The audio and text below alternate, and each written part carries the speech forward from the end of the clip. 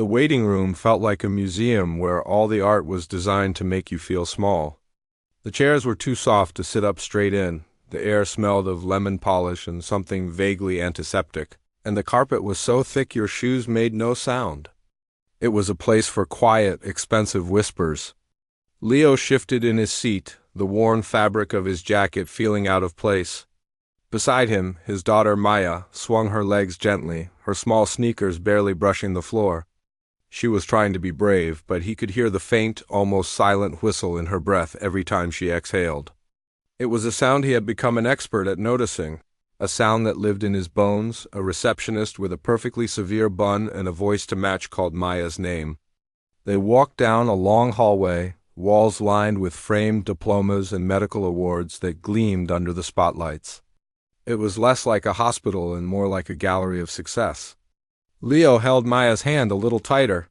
They were led into an office that was even more impressive than the hallway. A massive mahogany desk dominated the room, so polished it looked like a dark pool of water. Behind it, floor-to-ceiling windows overlooked the city, giving the impression that the man who worked here was looking down on everything. Dr. Alistair Finch didn't stand up when they entered. He was already seated, flipping through a thick file with an impatient flick of his wrist. He didn't look up, not even to greet them. He just gestured vaguely to the two chairs opposite his desk. "Sit," he said, his voice crisp and devoid of warmth. Leo helped Maya into the big leather chair, which seemed to swallow her small frame. He sat down himself, placing his hands on his knees, trying to look calm and collected, even though his heart was starting to beat a little faster. Finally, Dr. Finch looked up. His eyes were a sharp, piercing blue, and they swept over Leo's simple jacket and his scuffed work boots with a flicker of what looked like disappointment. He then turned his gaze to Maya, but it wasn't a kind look. It was the look of a mechanic examining a faulty part. "So," Finch began, tapping a pen on the file. "Maya, 8 years old. Chronic bronchiectasis. Multiple hospitalizations. The standard treatments are providing diminishing returns." He said it all as if he were reading a grocery list, his tone flat and uninterested. Leo listened, his jaw tight. He had heard this summary a dozen times from a dozen different doctors. But this time felt different. This man wasn't just a doctor. He was supposed to be the best, the top specialist in the state. And yet, he seemed to care less about the little girl in front of him and more about the paperwork that described her. "We've been managing the symptoms," Leo said, his voice quiet but steady. "But I've been reading some studies about a nebulized hypertonic saline solution used in combination with a specific physiotherapy technique. There was a trial in Scandinavia that showed significant improvement in lung function for kids with her condition." Dr. Finch stopped tapping his pen. He leaned back in his high-backed chair, a look of profound annoyance crossing his face. He steepled his fingers under his chin and looked at Leo as if he had just grown a second head. He let the silence hang in the air for a long moment, making it uncomfortable on purpose. "Mr. Vance," he said, his voice now dripping with a thick, syrupy condescension. "I appreciate your enthusiasm, I truly do. It's wonderful that a parent would take such an interest." He paused, and the little smirk that played on his lips made Leo's stomach clench. "But I have a decade of specialized training and 2 fellowships in pediatric respiratory medicine. I have personally overseen hundreds of cases far more complex than this. The study you're referring to is preliminary, its sample size was small, and its methodology is questionable. We don't practice medicine based on Scandinavian trials. Mr. Vance, we practice it based on established, peer-reviewed, evidence-based protocols." He leaned forward suddenly, his demeanor shifting from dismissive to intimidating. "I am the expert here. You are the father. Your job is to love your daughter. My job is to heal her. Let's not get those roles confused, shall we?" The words hit Leo like a physical blow. It wasn't just the dismissal of his research. It was the casual, cruel way the doctor had drawn a line between them. The line between a loving father and a competent expert, as if he couldn't possibly be both. He looked at Maya, who was staring down at her hands, her little shoulders slumped. She understood the tone, even if she didn't understand all the words. She knew she was being talked about, not to. She knew this man wasn't on her side. Leo wanted to argue. He wanted to pull out the folder of notes he had in his bag, the printouts of articles, the charts he had made tracking Maya's symptoms. He wanted to stand up for his daughter, to fight for this chance. But looking at Dr. Finch's cold, arrogant face, he knew it would be useless. It would be like shouting at a brick wall. This man wasn't interested in a discussion. He was interested in being right. So, Leo just nodded. A single slow nod. He said nothing. Dr. Finch seemed satisfied. He took the nod as surrender. He turned back to his file, scribbled something on a prescription pad with a flourish, and tore it off. Same regimen, he said, sliding the paper across the vast desk. Increase the inhaled corticosteroid by a microgram. Come back in 3 months. He stood up, the meeting clearly over. He didn't offer his hand. He didn't even look at them again as he walked over to the window and stared out at the city he owned. Leo stood up, his movements slow and deliberate. He folded the prescription and put it in his wallet without looking at it. He knelt down beside Maya. Ready to go, sweetie? He asked, his voice gentle and soft. A complete contrast to the tone in the room. Maya nodded, her eyes still fixed on the floor. He helped her with her coat, his hands brushing her small arms. As they walked out of the office and back into the long, sterile hallway, Leo didn't feel defeated. He felt something else. It was a cold, hard feeling settling deep inside his chest. The condescending look, the dismissive tone, the casual cruelty towards his little girl, it wasn't just an insult. It was a spark. And as he held his daughter's hand and led her toward the exit, that spark was beginning to catch fire, turning into a quiet, unshakable resolve. He walked out of the hospital not as a beaten man, but as a father who had just found a very important reason to take control. The car was cold. He left the engine off, sitting in the parking garage, the gray concrete walls pressing in on him. He watched people come and go, visitors with worried faces, staff members on their way to a shift, all of them moving with a purpose he didn't have right now. His purpose was sitting in the passenger seat, her head resting against the window, already half asleep. The faint whistle of her breath was the only sound that mattered. He looked at the crumpled prescription in his hand, the one from Dr. Finch. He didn't need to read it to know it was a bandage on a bullet hole. It was the easy answer, the one that required no thought, no effort, no real care. He took out his phone, a simple model, old and scratched. He found the number and pressed dial. It rang only once. "Mark," Leo said, his voice low and even. "It's Leo. I'm at the hospital." A slightly panicked voice came back on the line. "Mr. Vance, is everything all right? Is Mia okay?" "She's fine.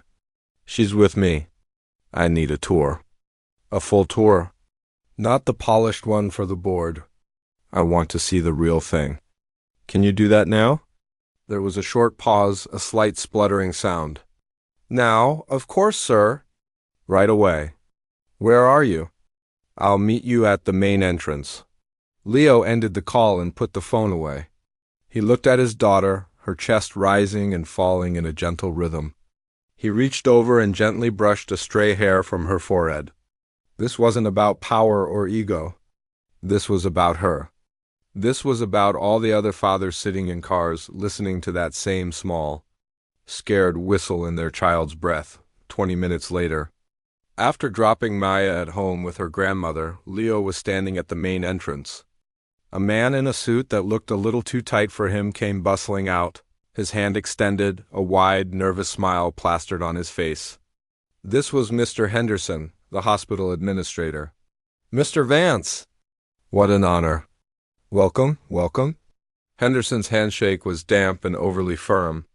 He was a man who seemed to be constantly in motion, adjusting his tie, wiping his brow, looking around as if expecting to be graded on his performance. "Mark," Leo said with a simple nod. "And just call me Leo." Of course, of course." "Leo, right this way. I am so proud to show you the progress. The capital you've injected, it's like a shot of adrenaline. Truly transformative." Henderson led him back into the hospital, but this time they bypassed the main waiting areas and headed straight for a new, gleaming corridor. The air here smelled different of fresh paint, new carpet, and expensive floor wax. The lights were brighter, the floors shinier. As you can see, Leo, Henderson said, gesturing grandly down the hall, the new oncology wing is almost complete.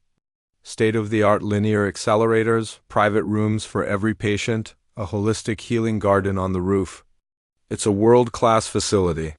Leo walked slowly, his hands in his pockets. He looked at the shiny new equipment, still covered in plastic wrap. He peeked into an empty room, noting the large flat-screen TV and the plush recliner for visitors. It was impressive, like a five-star hotel. Is it being used to its full capacity yet? Leo asked, his voice quiet. Henderson's smile faltered for a second. Well, we're still in the ramp-up phase. Staffing, you know. It takes time to recruit top-tier talent for a facility this advanced. But the equipment is here, Leo stated, not as a question. Oh, absolutely. Top of the line. The best money can buy. Leo nodded but said nothing more. He wasn't interested in the shiny new toys. He was interested in how they help people. He let Henderson lead him on, listening to the endless stream of statistics and positive projections. It all sounded like a brochure. After another 10 minutes of gleaming hallways, Leo stopped. Mark, he said, interrupting the administrator's monologue about the new VAC system. I've seen the new part. Show me the old part. The parts that aren't in the brochure. Henderson looked taken aback. The old part? Well, it's functional. It's where the main day-to-day operations are. Pediatrics, the general surgery. It's not as ... photogenic. Show me, Leo said again. There was no force in his voice, but it was a command that left no room for argument. The change in the hospital was immediate as they turned a corner. The floors, while clean, were scuffed and worn from decades of foot traffic. The paint on the walls was a neutral, institutional beige. The air smelled of antiseptic, cafeteria food, and human bodies all mixed together. This was the real hospital. This was where the work happened. They walked past the emergency room, a chaotic symphony of beeping machines, hurried footsteps, and hushed, urgent conversations. Leo saw a nurse gently comforting an elderly man who was alone and scared. He saw a doctor explaining a procedure to a young couple, their faces etched with worry. This was the heart of it. They made their way toward the pediatric ward, the same direction Leo had come from with Maya just hours ago. As they approached the central nurse's station, a hub of controlled chaos, Leo slowed his pace. He pretended to be interested in a bulletin board covered in faded flyers for employee wellness programs. Henderson, eager to move along, tried to gently usher him forward. Perhaps we could see the new playroom they've just outfitted? Henderson suggested, his voice a little too loud. Leo held up a hand, his eyes fixed on two nurses who were talking in low, frustrated voices just a few feet away. They were young, tired, and clearly venting. I'm telling you, it was awful, one of them said, her voice tight with emotion. Dr. Finch made the new intern, that poor kid from Ohio, cry. Right in front of the patient's family. All over a misplaced decimal point in the chart. The other nurse shook her head, sighing. He's a nightmare. I don't care how many awards he has or how brilliant he supposedly is. He creates a toxic environment. Everyone is so scared of him, they're afraid to ask questions or suggest anything. It's not safe. It's just not safe. He treats the families like they're idiots, the first nurse added. I saw him with that little girl, Maya, and her father earlier. The poor dad was just trying to understand, and Finch treated him like dirt.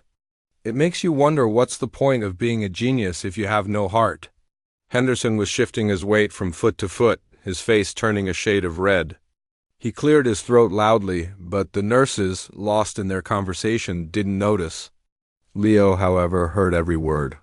He felt a cold knot tighten in his stomach, but his face remained a perfect, unreadable mask. He wasn't just hearing gossip. He was hearing a diagnosis of a sickness within his own hospital. The arrogance he had experienced firsthand wasn't a one-off incident. It was a symptom of a much larger disease. Finch's ego wasn't just a personality flaw. It was a liability that affected patient care, crushed the spirit of young doctors, and terrified the nursing staff. He finally turned away from the bulletin board and looked at Henderson. The administrator's smile was gone, replaced by a look of sheer panic. "Mark," Leo said, his voice still calm and quiet, "I think I've seen enough for today." "Oh, okay, of course, sir. I hope everything was to your satisfaction." Leo looked him directly in the eye. For the first time, Henderson saw a flicker of something deep and powerful behind the man's simple, unassuming exterior. "I'm not satisfied," Leo said simply, "and I won't be until things change. Keep me informed on all staffing and personnel matters in the pediatric department, especially concerning Dr. Finch." He didn't wait for a reply. He just turned and walked away, leaving a stunned and trembling Mr. Henderson in his wake. As Leo walked down the worn corridor, he passed the same rooms, the same worried faces he had seen before. But now he saw them differently. He wasn't just a visitor or a concerned father. He was the unseen observer, the silent owner. And the control he had was not just financial. It was the power to heal the sickness he had just uncovered. The quiet fire from earlier was now a burning resolve. He knew exactly what he had to do. The phone rang just after lunch. It was a sharp, insistent sound that cut through the quiet of Leo's small workshop. He was sanding a small wooden bird, a project for Maya, the sawdust coating his hands and forearms. When he saw the school's number on the screen, a cold knot of dread formed instantly in his stomach. He answered before the second ring. "Mr. Vance?" "It's Miss Davison, the school nurse." The nurse's voice was calm, but Leo could hear the edge of urgency underneath it. "It's Maya. She had a bit of a breathing episode during recess. She's stable right now, but her oxygen levels are a little lower than we're comfortable with. We've called for an ambulance." The world seemed to slow down. The sawdust on his hands felt like grit, the smell of wood polish suddenly cloying. "I'm on my way," he said, his voice sounding distant to his own ears. He didn't remember hanging up the phone. He just remembered grabbing his keys, his jacket, and running out the door. The half-finished wooden bird lying forgotten on the workbench. The drive to the school was a blur of screeching tires and silent prayers. He met the ambulance at the curb. Seeing his little girl on the stretcher, an oxygen mask covering half her face, her eyes wide with fear, was a physical pain. He climbed in the back, holding her hand, murmuring reassurances he didn't feel. The whistle in her breath was louder now, a frantic, desperate sound. At the hospital, they were whisked straight into a cubicle in the chaotic emergency room. A young doctor with a tired face and a stethoscope around his neck met them. He was polite, efficient, but clearly overwhelmed. "Mr. Vance? I'm Dr. Chun. We're going to take good care of her." Dr. Chun listened to Maya's lungs, his brow furrowed in concentration. He checked her vitals, his movements quick and practiced. "Okay," he said, turning to a computer terminal. "Dr. Finch has been consulted.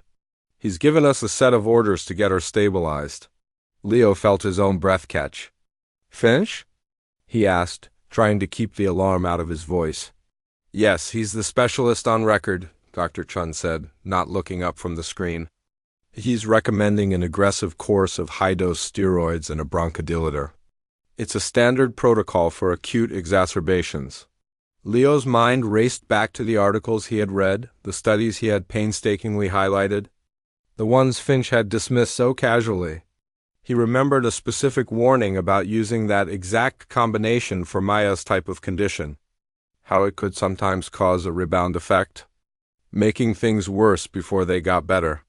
"Wait," Leo said, stepping closer to the doctor. "Are you sure about that?"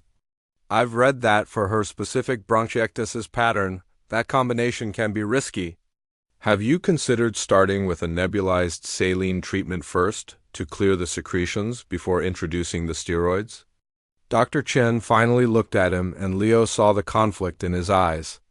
The doctor was torn. On one hand, here was a father, a layman, questioning a direct order from the top specialist in the field. On the other hand, the father seemed to know what he was talking about. "Mr. Vance," Dr. Chun said, his voice strained, "I understand your concern, but these are Dr. Finch's explicit instructions. He's the authority on this." It's best if we just follow his protocol? Leo looked at Maya, who was watching him, her eyes pleading.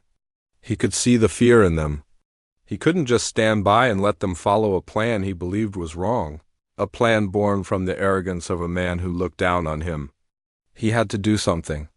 The quiet resolve he'd been nursing since the consultation solidified into steel. "Excuse me for a moment," Leo said to Dr. Chun. He stepped out of the cubicle into the noisy hallway. He pulled out his old scratched phone and found the number. It rang once. "Mark," Leo said, his voice low and steady, a stark contrast to the chaos around him. "It's Leo. I'm in the my daughter is under Dr. Finch's care." On the other end, Mr. Henderson's voice was instantly panicked. "Mr. Vance, is everything all right? Is Mia okay?" "She's stable, but we have a problem," Leo continued, ignoring the question. "Dr. Finch has issued orders that I believe are harmful. The ER doctor is hesitant to override them, which is understandable. I am formally requesting a second opinion from Dr. Evans, the head of pediatrics. I want Finch's orders suspended immediately, pending Dr. Evans's review of the case.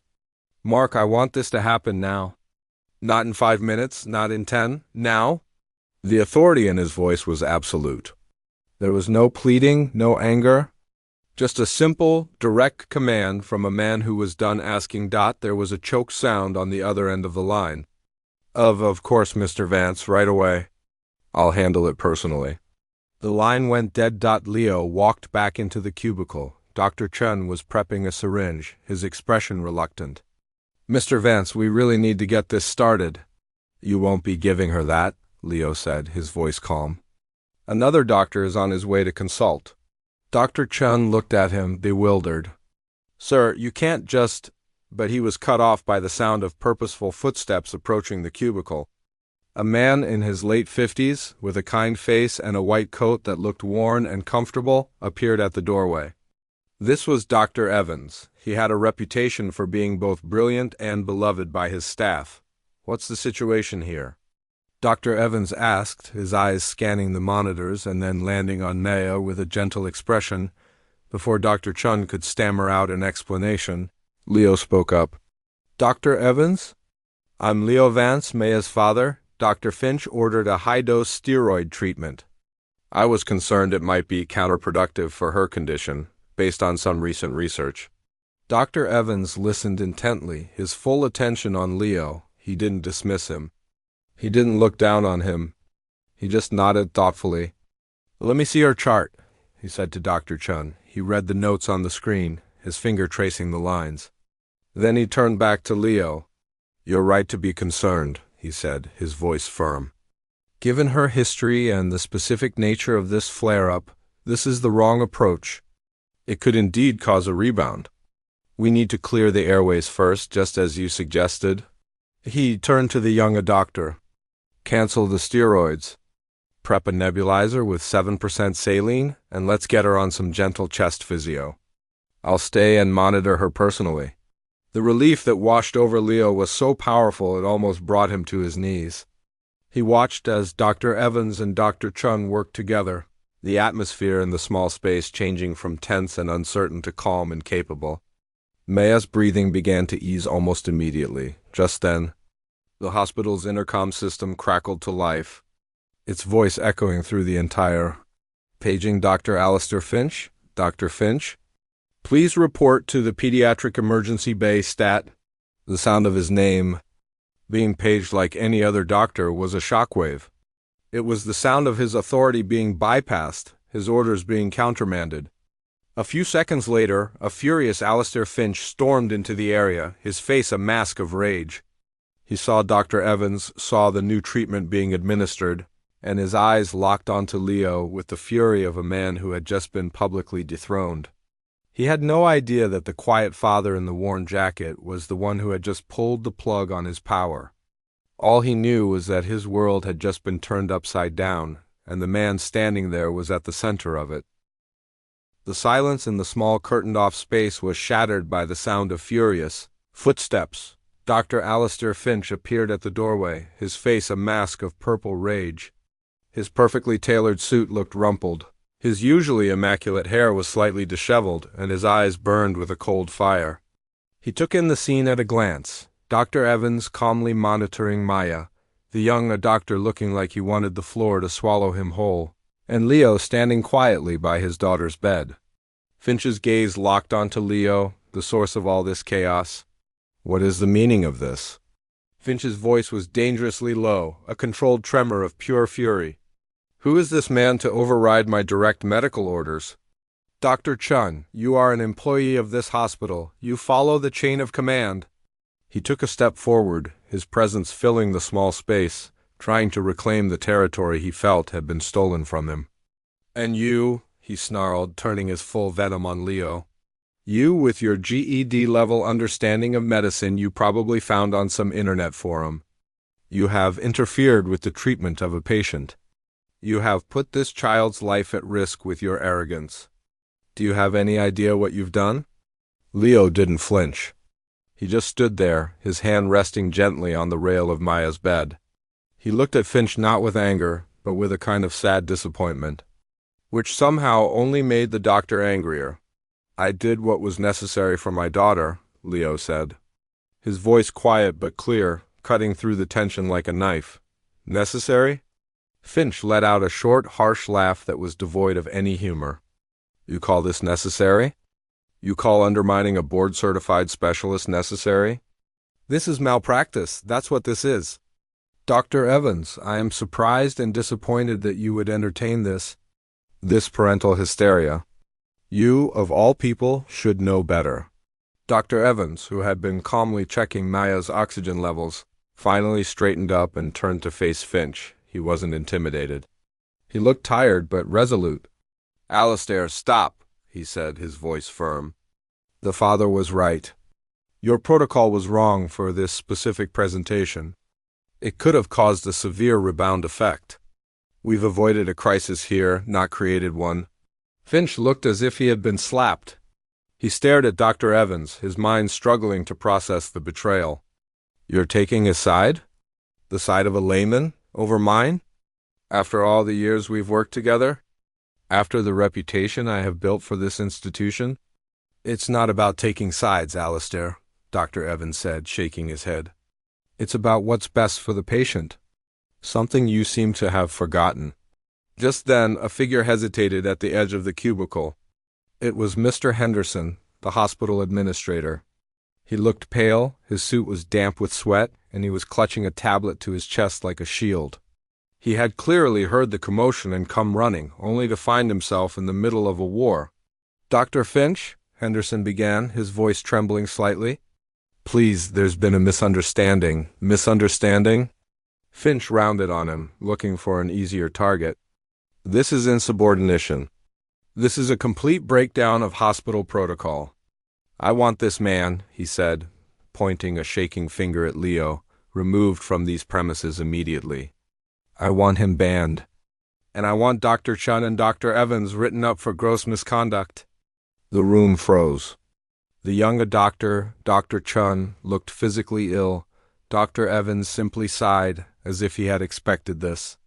Leo, however, remained perfectly still, his gaze fixed on his daughter, whose breathing was now soft and even. The new treatment was working. That was all that mattered. Henderson swallowed hard, his Adam's apple bobbing in his throat. He took a tentative step forward, his eyes darting from Finch's furious face to Leo's calm profile. "Alistair," he said, his voice barely a whisper, "before you do anything else, I think I need to properly introduce you to Mr. Vance." Finch threw his hands up in exasperation. "I know who he is. He's the father who thinks a few hours on Google makes him a doctor." "No," Henderson said, his voice gaining a sliver of strength. He took a deep breath, as if preparing to jump off a cliff. "He's not just a father?" He paused, letting the weight of the moment settle in the sterile air. The only sounds were the gentle beep of Maya's monitor and the frantic hum of the hospital beyond the curtain. "Dr. Finch," Henderson said, his voice now formal and heavy with consequence, "I would like to properly introduce you to Mr. Leo Vance. Mr. Vance is the principal benefactor and new controlling owner of the St. Jude's General Hospital network, The silence that followed was absolute. It was a thick, suffocating silence that pressed in on everyone. Dr. Finch's face, which had been a contortion of purple rage, went through a rapid, horrifying transformation. The color drained from it, leaving a pale, sickly white. His mouth, which had been opened to deliver another tirade, snapped shut. His eyes, which had been burning with arrogance, widened in dawning horror. He looked from the administrator's serious, terrified face to Leo's calm, unwavering gaze, and the full, crushing weight of his mistake crashed down on him. Every condescending word he had spoken, every dismissive glance, every arrogant smirk he had flashed, replayed in his mind in high definition. The man he had treated like dirt, like an ignorant nuisance, was the man who signed his paychecks. The man who held his entire career, his entire life's work in the palm of his hand. He hadn't just been rude to a parent. He had been catastrophically, career-endingly stupid to his boss. Finch's knees seemed to buckle slightly. He took a step back, his hand reaching out to steady himself against the wall. He opened his mouth again, but no sound came out. The great Dr. Alistair Finch, the man who commanded rooms and terrified interns, was struck dumb. His power had been a house of cards, and Leo had just blown on it. Leo finally looked up from his daughter and met Finch's gaze. There was no triumph in his eyes, no smugness. There was only a profound, quiet sadness. He hadn't wanted this. He hadn't sought this confrontation. He had simply been a father trying to protect his child. The fact that this man's ego had forced his hand was a tragedy, not a victory. Maya is resting comfortably now, Leo said, his voice soft. Addressing the room but speaking directly to the broken man in front of him. Dr. Evans's treatment is working. That's all that matters. He turned his attention back to his daughter, gently adjusting her blanket. The conversation was over. The reckoning was complete. Dr. Finch stood there, speechless and humbled, a ghost in the machine he once commanded, finally understanding that the man he had looked down on was the one who controlled everything. The sun was setting, casting long, golden rays across the quiet room. The beeping of the monitors had softened into a gentle, rhythmic pulse, a lullaby of modern medicine. Leo sat in a chair pulled up to Maya's bed, his hand resting lightly on her blanket. She was asleep, her breathing finally deep and even, the faint whistle that had haunted his days completely gone. The color had returned to her cheeks, and she looked peaceful, like a storm had passed and left nothing but clean air behind. He watched the slow rise and fall of her chest, and for the first time in what felt like an eternity, the knot in his own chest loosened. This was the only prize that mattered. This quiet moment was the entire reason for the fight. He thought about the chaos in the emergency room, the fury on Dr. Finch's face, the shock in Mr. Henderson's voice. It all felt like a movie he had watched, a drama that had happened to someone else. His reality was here, in this small room, with the scent of antiseptic and the soft weight of his daughter's hand in his. He wasn't a powerful owner or a cunning strategist. He was just a dad who had been scared, and who had used the tools he had to fix what was broken. A soft knock on the doorframe pulled him from his thoughts. He looked up, expecting to see a nurse. Instead, it was Dr. Finch. The transformation was startling. The man who had swept into like a king was now standing hesitantly in the doorway, as if asking for permission to enter. His expensive suit looked wrinkled, his shoulders were slumped, and the arrogant fire in his eyes had been extinguished, replaced by a dull, humbled glow. He looked smaller, older, stripped of the armor of his own importance. Leo didn't say anything. He just watched him. Finch took a tentative step into the room, his eyes fixed on the floor. He cleared his throat, a dry, rasping sound. "Mr. Vance," he began, his voice quiet, stripped of its usual commanding tone. I came to apologize." He finally looked up, and his eyes met Leo's. There was no defiance in them, only a raw, naked vulnerability. "I was wrong," Finch continued, the words clearly difficult for him to say. "I was arrogant and I was cruel. My behavior was inexcusable. Not just in the emergency room, but in our first consultation. I dismissed you, and I dismissed your concerns. And in doing so, I failed as a physician. I put my ego above the well-being of my patient. Your daughter? He paused, his gaze shifting to the sleeping girl on the bed. There is no excuse for what I did. The knowledge I have is a tool, not a weapon. And I use it to hurt you, to belittle you. I am profoundly sorry for everything. Leo listened to the apology, hearing the sincerity in the tremor of Finch's voice. This wasn't a man trying to save his job. This was a man who had been forced to look into a mirror and didn't like what he saw. Leo thought about getting angry, about telling him off, about making him feel as small as he had made Maya feel. But the anger wasn't there. All he felt was a quiet, weary sadness. I accept your apology, Doctor, Leo said, his voice soft so as not to wake Maya. The important thing is that she's getting the right care now. Finch seemed to shrink a little more, as if he had been bracing for a blow that never came. He just nodded, a jerky, uncertain motion. Yes, he whispered. It is. He stood there for another awkward moment, then turned and quietly left the room. A broken man leaving the presence of the one person who could offer him grace. A week later, Leo sat in a vast, sterile boardroom on the top floor of the hospital. It was a world away from the worn corridors of the emergency room. The long mahogany table was polished to a mirror shine, and the walls were lined with portraits of former hospital chairmen, all of them looking stern and important.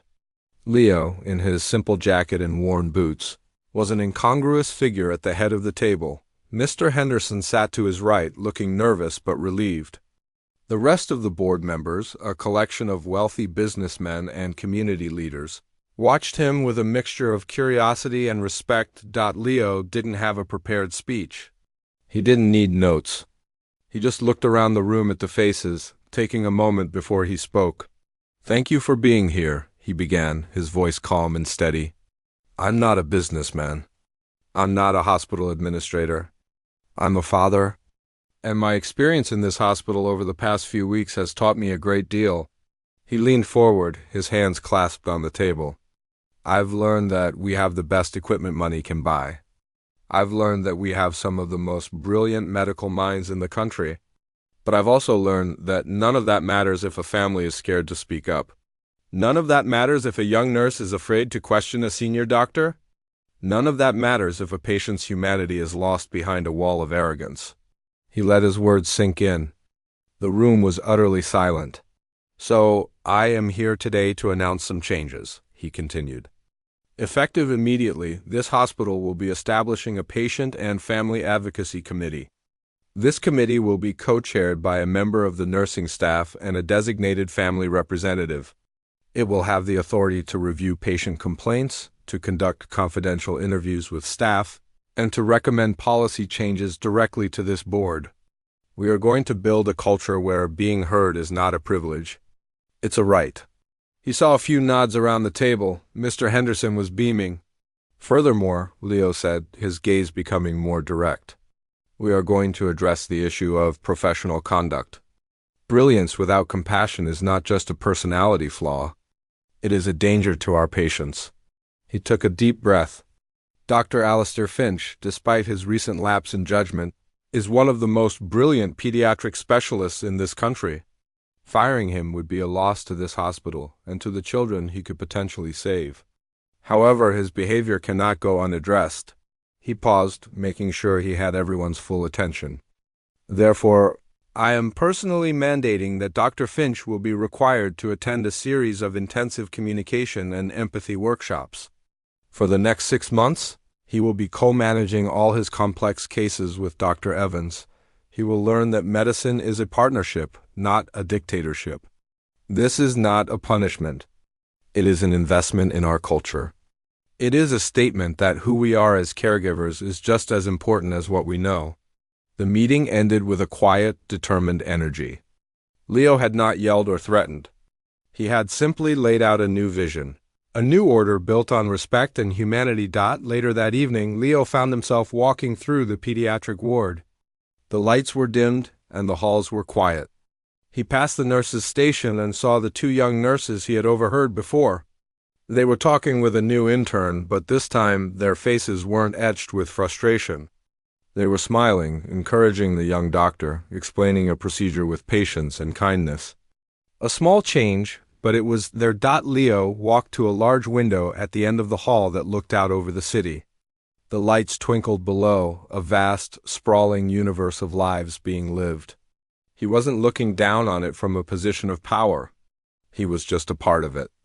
He was a father who had been given a great deal of control and had used it not to build an empire, but to fix a small, broken part of the world for the one person he loved. The control was never the point. It was just a tool. And he had used it to build a safer, more humane world, one quiet breath at a time.